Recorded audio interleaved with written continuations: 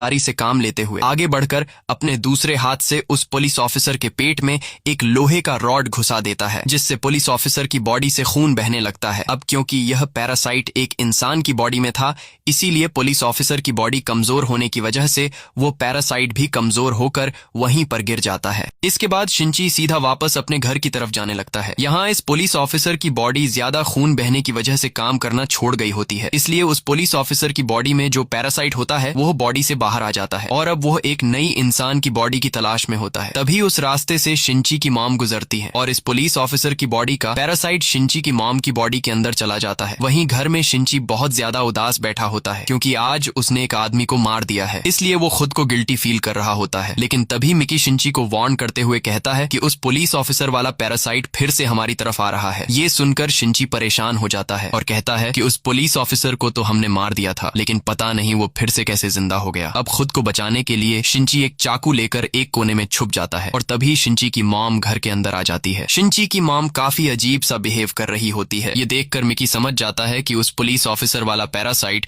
अब शिंची की मॉम की बॉडी में आ गया है, इसलिए मिकी शिंची की मॉम को मारना चाहता है, लेकिन शिंची मिकी को उसे ऐसा करने से मना कर देता है, क्योंकि शिंची अपनी मॉम से बहुत ज्यादा प्यार करता है। लेकिन तभी शिंची की मॉम एक क्रीचर में बदल जाती है और उसकी मॉम से जुड़ा पैरासाइट शिंची के दिल पर वार करता है, जिससे शिंची बुरी तरह से घायल हो जाता है और नीचे गिर जाता है। अब शिंची को मारने के बाद वो पैरासाइट वहां से निकल जाता है। यहाँ शिंची के दिल पर वार होने की वजह से शिंची मर रहा होता है और शिंची अपनी आखिरी सांसें लेने लगता है। अब मिकी शिंची को बचाने के लिए उसके हाथ से निकलकर उसकी बॉडी के उस हिस्से में चला जाता है जहां पर छेद हुआ था और शिंची कई घंटों तक इसी हालत में यहीं पर पड़ा रहता है। यहाँ हम देखते हैं कि मिकी फिर से शिंची के हाथ में वापस आ रहा होता है और तभी कुछ घंटों बाद अचानक शिंची को होश आ जाता है। होश में आने के बाद शिंची आईने के सामने जाकर अपना जख्म देखने लगता है, लेकिन शिंची को अपनी बॉडी पर किसी भी जख्म का निशान दिखाई नहीं देता। यहाँ मिकी उसे बताता है कि मैंने तुम्हारे दिल को ठीक करने के लिए अपने हिस्से के कुछ सेल्स को वहां छोड़ दिया, जिससे तुम्हारा दिल वापस रिकवर हो गया और तुम्हारी जान बच गई। मगर यहाँ शिंची दोबारा से जिंदा होने से बिल्कुल भी खुश नहीं था, क्योंकि इस दुनिया में